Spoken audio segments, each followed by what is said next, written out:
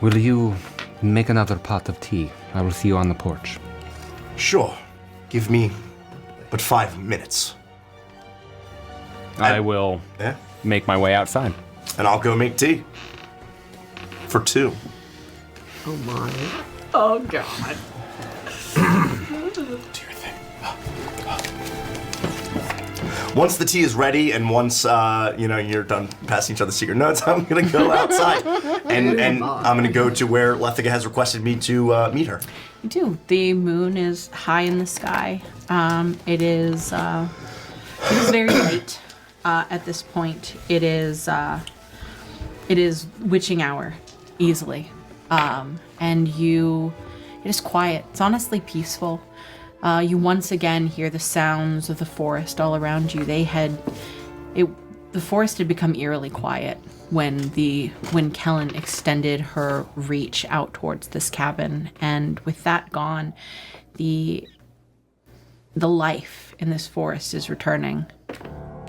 And though you feel comfortable here, the light from the fire that's roaring in the hearth and the candles that illuminate the cottage do spill out and illuminate this clearing a little bit. Where you're at, you feel safe. But deep within the forest, you can hear something big, something large, lurking, pacing, circling. You can't be sure of what it is, but it sounds oddly familiar. Something that you've heard before. The beast that stalks the woods. It knows you're here. And it waits. So you know you're safe where you are now. But it's best not to go too deep into the forest. I would exit the front door, hoping to see Lethica maybe on a front porch or something. I'll have gone over to the side of the stairs where there's a little railing. Yeah. And you'll see me, and you'll see that my mask is not on. My hair is down, all the way down to the back of my waist. And I will be looking out at the woods, listening to this sound. I will take the tea kettle, and if there's a small table or a ledge that I could put it on, I'll put it down between us, and then I will take. Yeah, there's an adequately sized porch with some seating options, and there's a small table there that you can, where Maggie would in the mornings, enjoy some of the early morning moonlight and have breakfast, and you're able to set up a base there and sit down together where you feel like you're well out of earshot of everybody.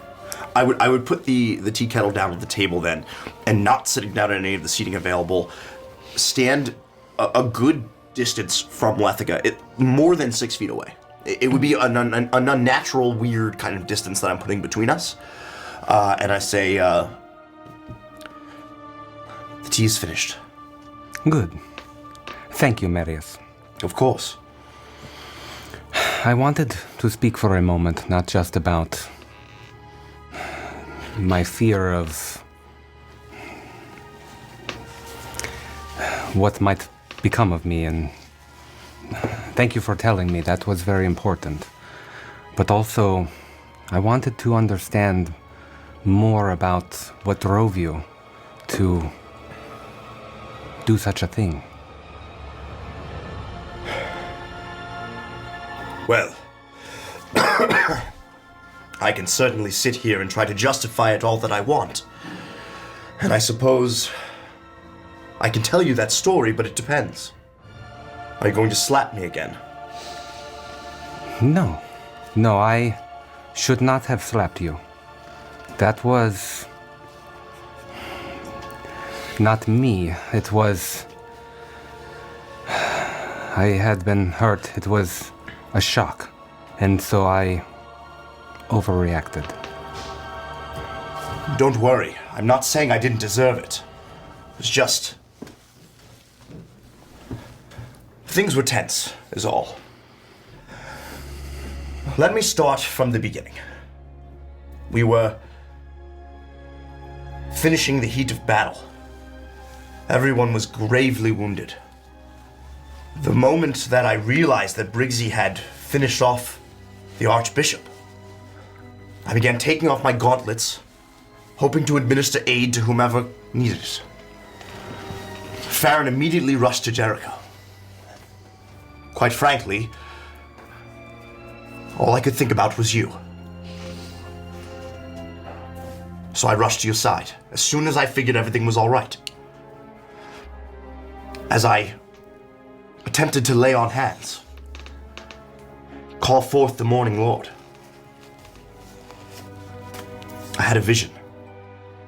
I was no longer there in the ruined rubble of that church. I was back again that night with the Duchess. I saw her face, her red glowing eyes. The next thing I know, I'm back there in the church, biting you. It's unexplainable, and there's no excuse. There's no justification for any of this. But I was not there in that moment, and it seems like something so far beyond anything that I have experienced, holy or otherwise. I cannot say that my actions were not my own. I will take responsibility for what I have done. I have to live with this. Marius, in some ways, I consider it a compliment that I would be the one that you would not be able to hold back for. But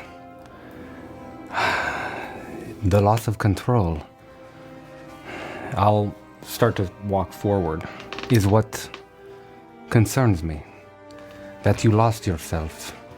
It could happen again at any time. If you get within 5 feet of me, I take a step back.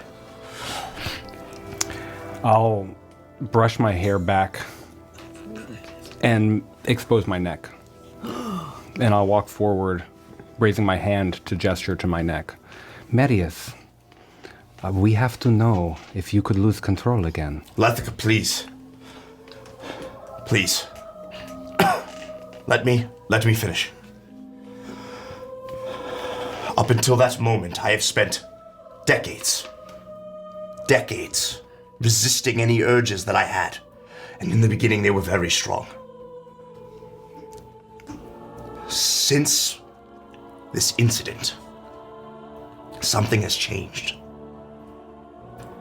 Even now, here, outside this cottage, I can hear Farron's heartbeat.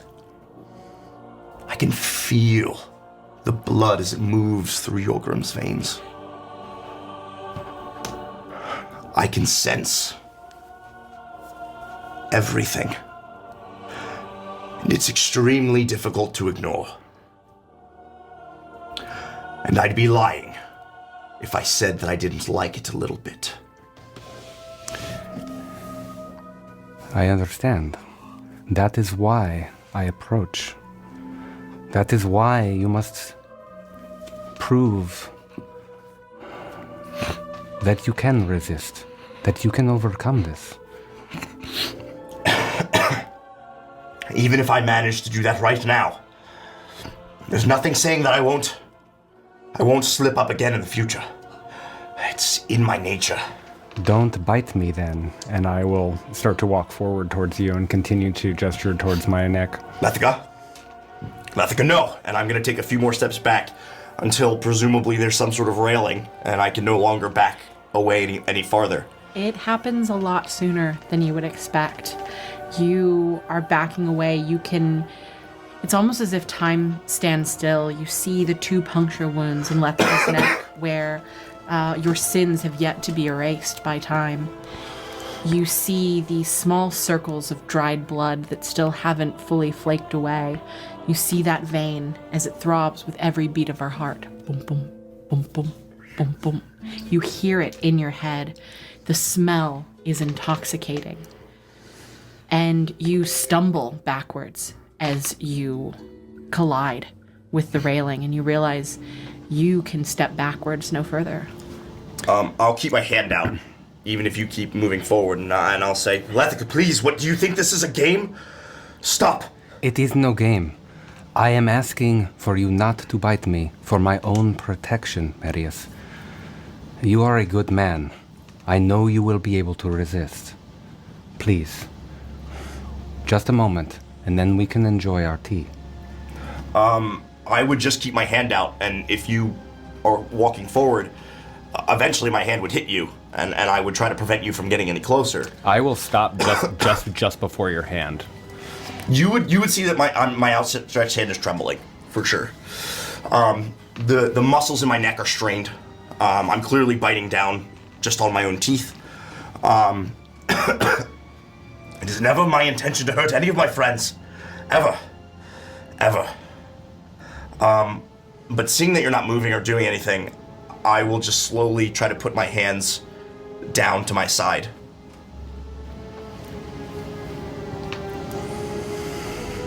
And I will stare maskless into Marius's eyes for a heartbeat.